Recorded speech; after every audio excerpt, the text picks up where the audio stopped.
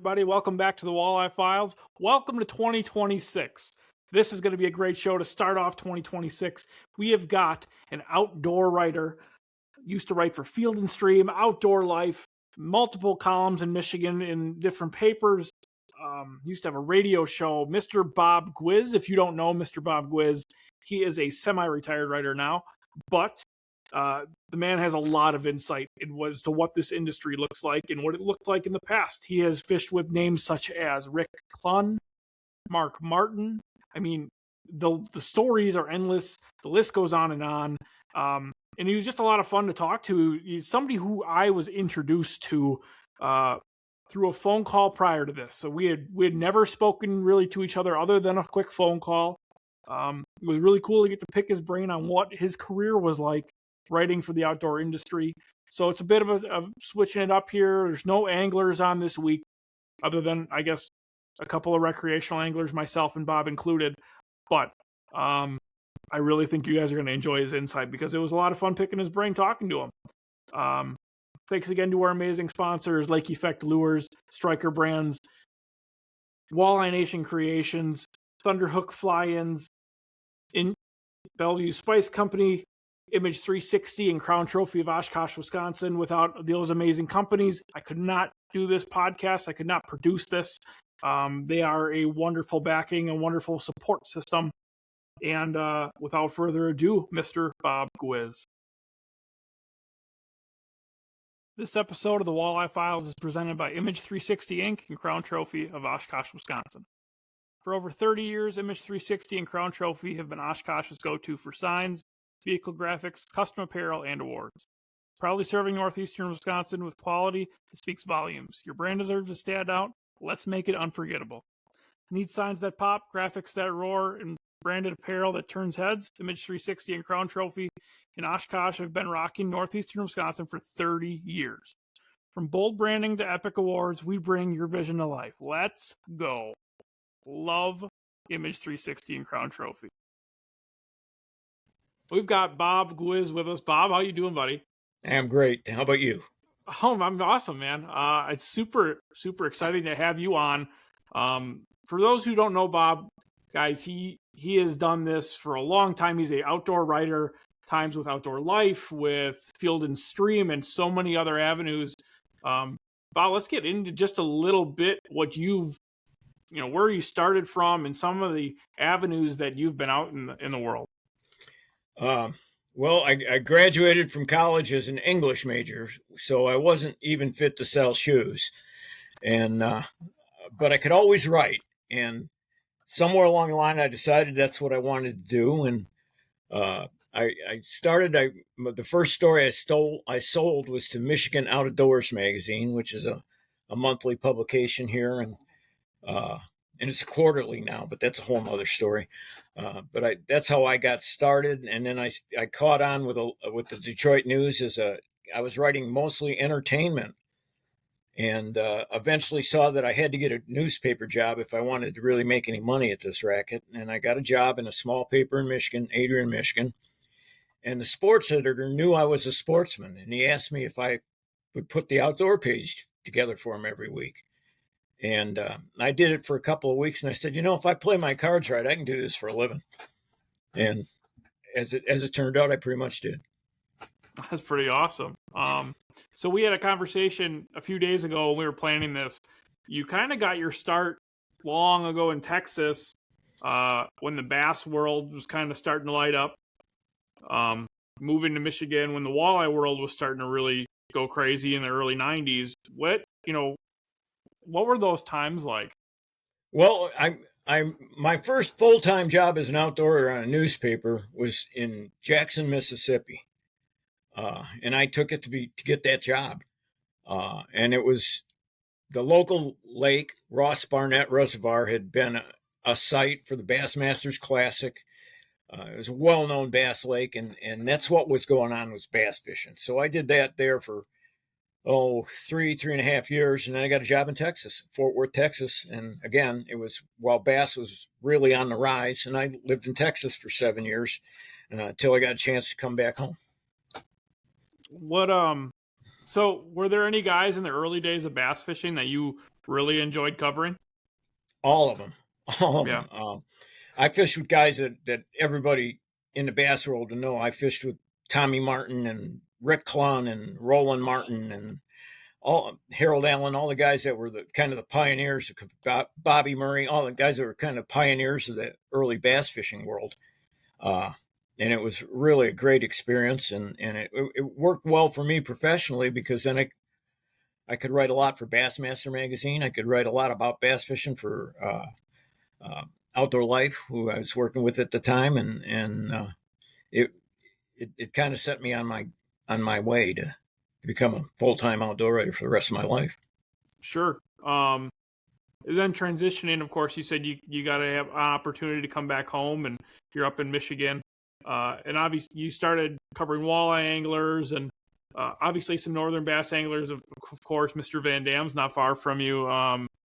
You got guys like Mark Martin.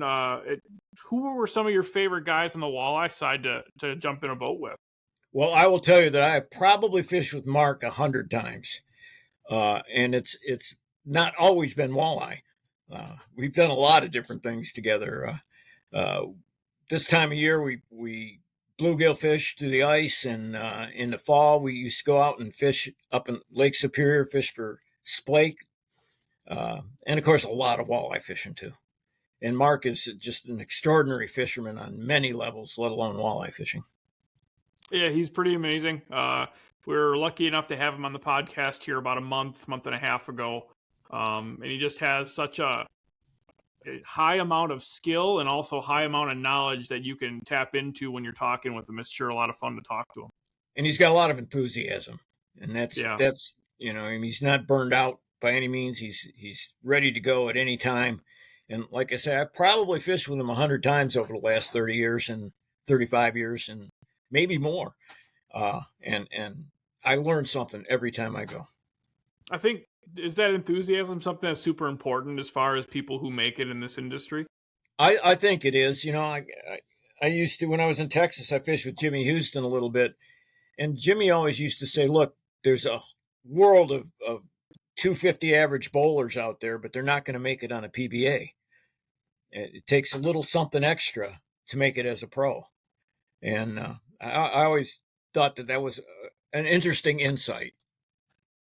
This episode of the Walleye Files is brought to you by Thunderhook Fly-Ins, the premium fly-in fishing destination in Ontario, Canada. Trophy walleyes, giant pike, and remote wilderness adventures await.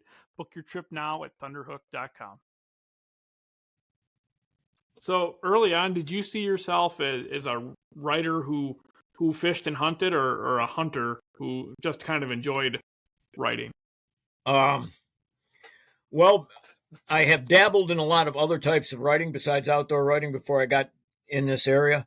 But I always felt like I am not the hunter fisherman that I should be, considering how much opportunity I've had to learn.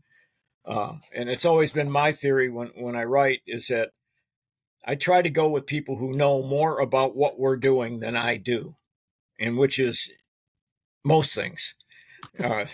There's a few things that I do reasonably well. I'm a reasonably good fisherman, but I'm not as good a walleye fisherman as Mark Martin or as good a bass fisherman as Kevin Van Dam. And so I always gravitated towards trying to write my stories about those guys because they're the ones who really knew.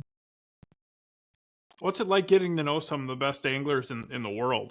I mean, it's been fun. Boy, it's been fun, and I wouldn't, I certainly would have never gotten to know them if I hadn't gone into this line of work. And again, like I say, I feel a little bit bad about myself in that I'm not a better fisherman than I am because I've had the opportunity to learn from the best. Well, and I'm not saying I'm a bad fisherman, but I'm just not as good as I feel like I ought to be given the opportunities I've had. I think you just got to soak the opportunities in, whether you find yourself polished or not. I think being around the guys like that. I was lucky enough to growing up. My dad was a professional angler. He fished PWT and FLW. A lot of great friends that way. I met a lot of people that have been on this podcast that I've fished tournaments against. I just think that I also wish I was a better angler. There's a lot of times that I get very frustrated knowing that of the time and energy and money put into this, but I think you just you soak in the experience more than anything. It's so much fun just learning and watching somebody who's really, really exceptional do what they do. It's just like any other sport. That's why we go to the football game to watch guys who are good at football play it, or basketball, or whatever. And I've had a seat right next to him in the boat all these years, and it's been extraordinary. So, oh man, I have a question written down, and it's not a very good question. Yeah, I'll try. Well, the questions, because the question I have written down is, after covering fishing in the outdoor world for decades, what keeps you interested? You have to keep telling the stories that you have, but I don't like the question. I think that I think if you love what we do in the outdoor world, it always feels interesting. Oh, to me it is. It remains interesting to this day. That's why I'm still doing it when I'm well past retirement age.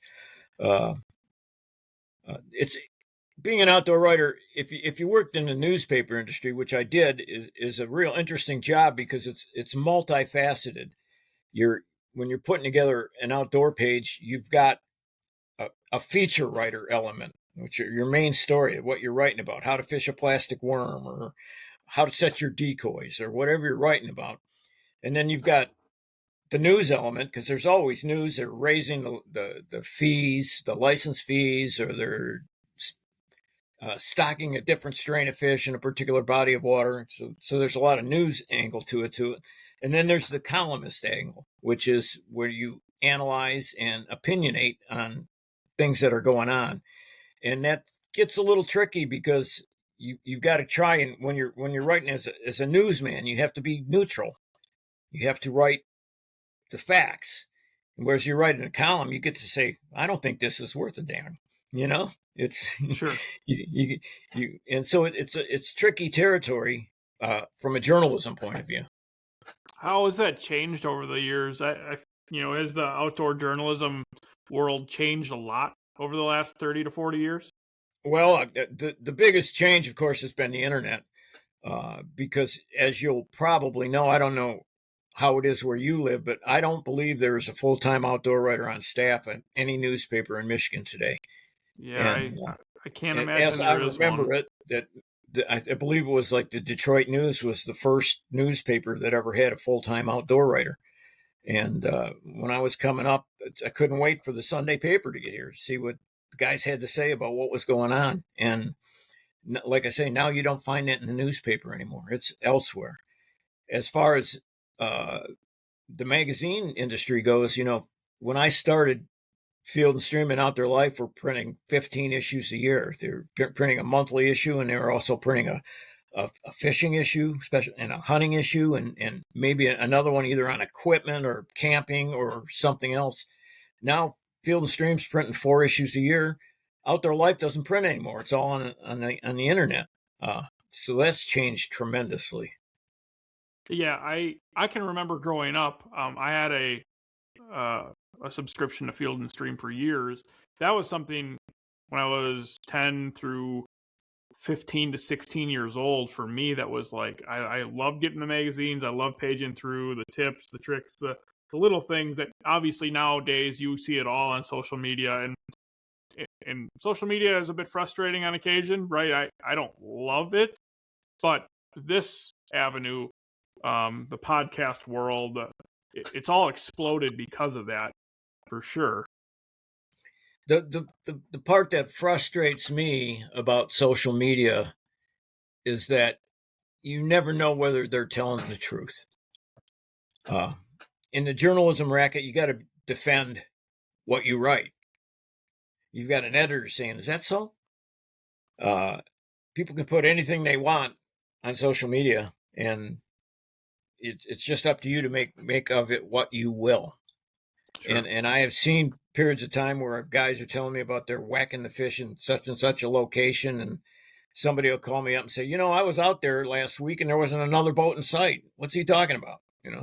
So that's a little bit frustrating, in as much as in journalism you want to tell the truth, and I'm not sure that we always get the unvarnished truth in social media. Yeah, we definitely don't. We definitely don't. So as far as the modern day, where, I mean, do you see ever going back to ever printing more magazines again, or to get into that point? I really doubt it personally. Everybody's got it. You're carrying a computer in your pocket. You can find anything you want within minutes. It's just, I don't think we'll ever see magazines being what they were. Sure. Uh, What was it like that? Go ahead. You used to be able to go and you'd go to the bookstore where they had a big magazine rack and they've had 30 or 40 or 50 hunting and fishing titles. Now you're seeing 6 or 8. It's really changed. This episode of the Walleye Files is brought to you by Lake Effect Lures, the tackle that turns every cast into a catch. Built for serious anglers, tested on real fish, and proven to get bites when nothing else will. Get yours at lakeeffectlures.com. Sure. What was it like the first phone call or the first time you looked and you saw your name with an article in Field and Stream or Outdoor Life? I guess I was exhilarated by it. It's like, hey, I made it, and it meant a lot to me because I worked hard to get there. Yeah. But I was always a good writer, and I guess that's how I wound up an English major. Fact is, when I started, I thought I wanted to be a biologist, either a fish or wildlife biologist. And where I was going to college, I had to have organic chemistry to get my degree, and organic chemistry sort of stymied me. And I had to reevaluate what I was going to do. And I said, I'm going to be a writer because I had that ability. And as it has worked out, I think I have probably touched way more fish in my career than I would have if I'd have been a fisheries biologist. You certainly probably hold a fishing rod way more than you would have. No doubt. Yeah, that as a kid growing up, that was kind of I want to be a marine biologist. That's what I want to do with my life. And it worked out where I'm not a marine biologist. I still hold plenty of fish. Well, me too. I thought I'd be working for a game and fish agency. And oddly enough, when the newspaper industry started cratering back around the turn of the century, I spent the last 10 years of my full-time working career working for the Michigan Department of Natural Resources in public affairs. And I was essentially doing much of the same thing I did as a journalist, as going out and telling the story. Sure. So do you still write? Do you still write for certain pieces? I write for Michigan publications now. I got regular gigs with a couple of them. And after I left the newspaper industry, I think it was 2007, I lost my job. I started a syndicated column, and I wrote that for a number of years. But eventually, with the cost cutting going on in the newspaper industries, guys started dropping it. And then finally, and I think it was around 4 or 5 years ago, I gave up my weekly column because, among other things, I didn't want to have a weekly deadline anymore. Sure. Now I'm working for one publication that comes out every 2 weeks. I'm working for another one that comes out once a month, and I'm working for another one that comes out quarterly. So I do not have to churn. Yeah. Like in the meantime, you're chasing birds with your dogs and catching walleyes. It sounds like a pretty good lifestyle decision to me. Well, I'm enjoying it. I am having it.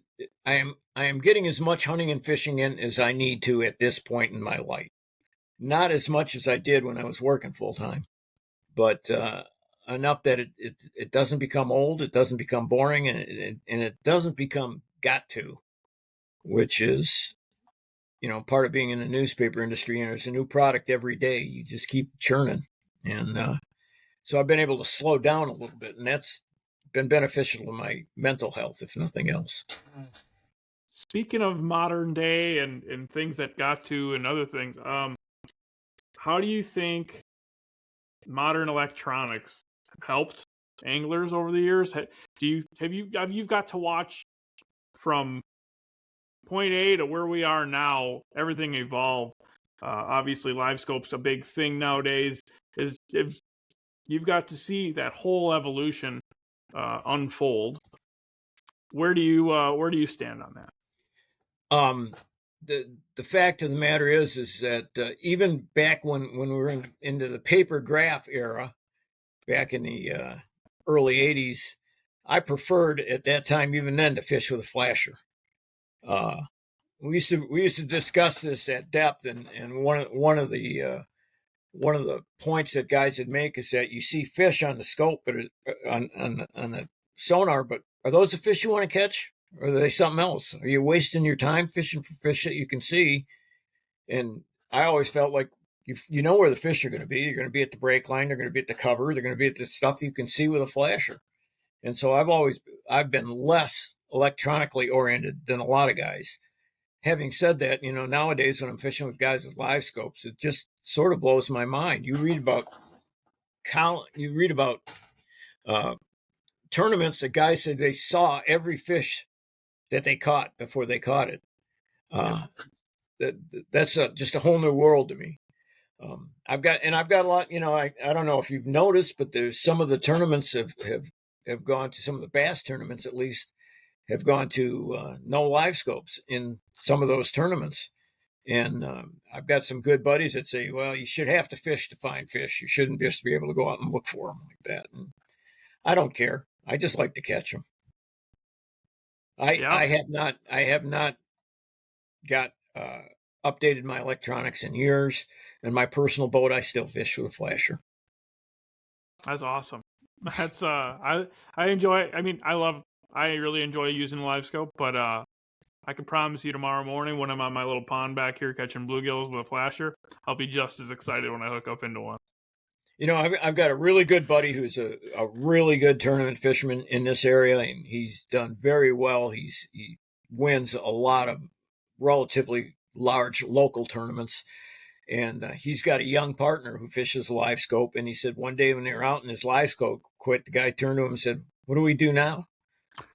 And and my buddy says, "We fish, come on," and he took over and used the flasher and found the weed line or whatever he was looking for, and went back to fishing the way we fished 40 years ago. As far as techniques, is there any one technique in your eyes that has totally stood the test of time? I'm again, I came up as a bass fisherman, and anytime I can catch them on a spinnerbait, I will. It's pretty simple. I remember when I was first starting out in this industry, you never fished a jig and frog, for instance, unless you had your winter clothes on. Now people fish jigs year round.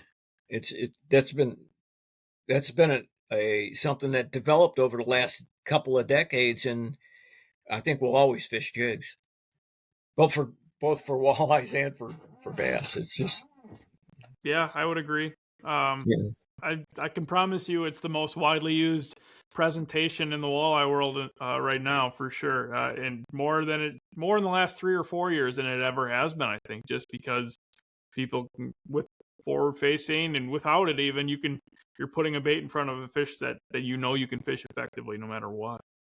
The one of my favorite walleye fisheries is Detroit River, which I'm sure everybody knows about. It's, from what I can tell, it's the best walleye fishing there is, period.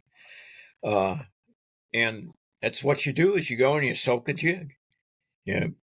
Try to stay on whatever it is that you think you're catching them on, a bar or a reef or a drop off or whatever, and you just soak that jig, and that's as good a way to catch them as there is. So you said you fished with Rick Clunn. What was it? Do you have any Rick Clunn stories or any early bass stories of some of the guys that you fished with? The most interesting thing I learned from Rick Clunn is we spent several days fishing some lakes in Texas, and we got into a discussion on the significance of lure color. And Rick Clunn said lure color is 5% of the equation.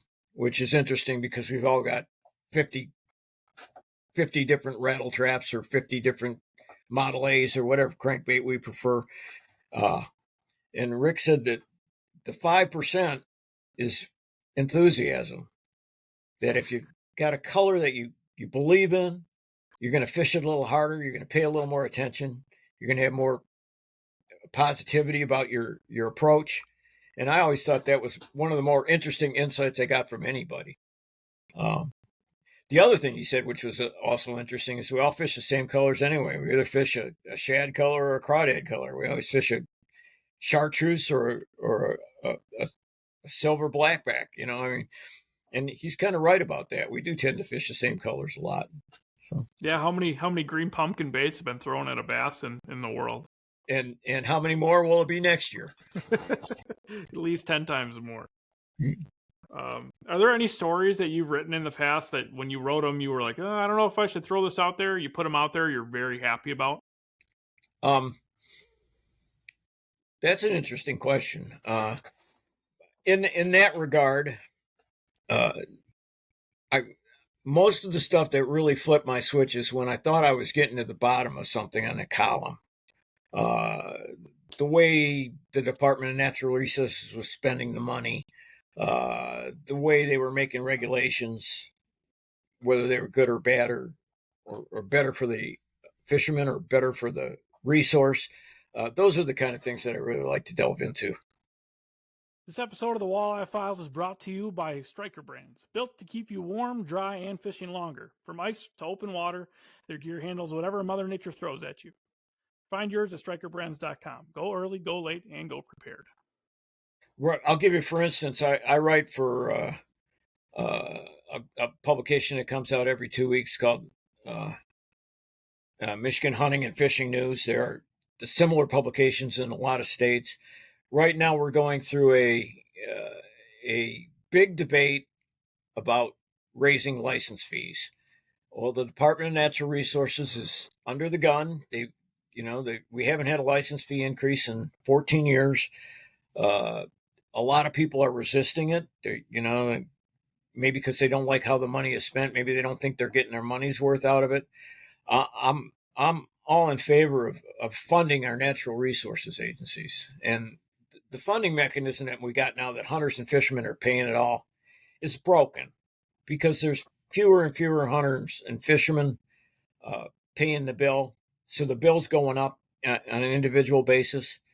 And long term, and some states have done this. Missouri has been one of the leaders that have decided to find there's another way to finance conservation. And I think they're right. But where we are in Michigan right now is this is the system we have. We either ante up or we suffer the consequences of having an underfunded agency. Sure. It's a kind of a catch-22, damned if you do, damned if you don't sort of thing.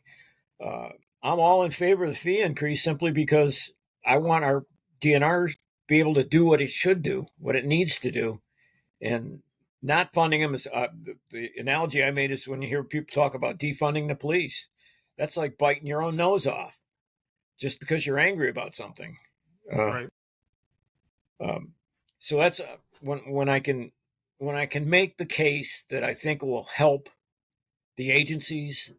I'm proud of those pieces. Absolutely.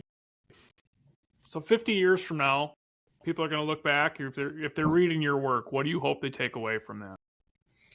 Well, unless they're digging around in the archives, they won't be reading it. They might be. But I would just like people to know that I did my best to tell the truth, which I don't think is always the case in journalism. Or at least, again, we go back to social media. I read stuff that I say, I know it didn't happen that way. I just know it didn't, So if I have any reputation at all, I'd like it to be that I was honest. I was an honest reporter. I like that. That's awesome. And I've done my best to, like I say, that's why I always fish with guys who are better at it than me, because they show me stuff, and there's stuff that I can pass along to people that will help them catch a fish. And back when I was interviewing for jobs in the newspaper industry, that's what I would tell a sports editor. And they said, "What do you think this job's about?" And I said, "My job is to help people catch fish." Yeah, apparently it worked well enough. I was mostly employed most of my life. Yeah, that's one of my favorite things about this is that I can do tackle talks and do little things to hopefully help people get a few more bites, and it's a good feeling when you can do that. Do you have any tips for people who want to start or want to get into journalism or want to get into writing in the outdoor industry? I am sad to say this, but it is now a hobbyist profession. I don't think you can hardly make a living at it anymore. There's just not enough markets, and they don't pay well enough to for a young guy to start. I wants to be an outdoor writer. My hat's off to you. Good luck, but you may have to work in a restaurant 5 nights a week to pay for your habit. Hey guys, today's show is brought to you by Walleye Nation Creations, lures built by anglers for anglers. From the death jig to crankbaits that drive big walleyes crazy, they've got the tools to help you land your next trophy. Make sure to gear up at walleyenationcreations.com.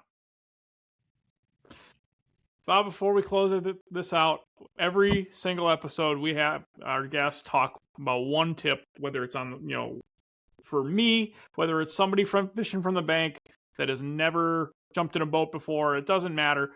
One tip to help somebody be more successful on the water. Is there something you got in your mind? I will tell you that over the years, I've written about 1 million techniques, and the one that really sticks with me is I've got a buddy who has kind of perfected a method of trolling for panfish. He builds his own. They're like crawler harnesses, but they're downsized, like smaller hooks. Shorter distance between the two hooks, single blade, just like a typical crawler harness, but they're sized for redworms. He uses that and he trolls around at 1 mile an hour, sometimes less, sometimes just a little bit more, but not very fast. He trolls open water. He doesn't bother with structure or cover. He just trolls open water, and this guy always catches fish. Now, I wrote this story the first time, maybe a decade ago, and I live in a college town, and one of the guys down the street happened to be a fisheries biologist who was with Michigan State University, and he told me after he read that piece that they had run an experiment on one of their experimental lakes where they cordoned off sections of the lake, and he said the biggest bluegills were always in the open water sections. And that's not something I'd have thought of. The fellow who showed me this technique, he starts out with 4 rods. He's always got a partner. We fish 2 rods apiece, and you hang a weight on a swivel up ahead of the harness. Yep. And he starts out with 4 rods with 4 different weights, and over the course of the fishing trip, you see what depth those fish are, which rod those fish are hitting on, and then you adjust. And so you might start out with anywhere from 1/8 to a 1/2 ounce weight, and if you're catching all your fish on the 3/8 ounce, you switch them out over to the 3/8 ounce, and it is the best technique for a guy who has trouble catching fish. Once you become handy with a rod and reel and everything, you can learn a lot of things and you can learn a lot of ways to do it. But this is the best tip I have for people who just can't seem to catch fish.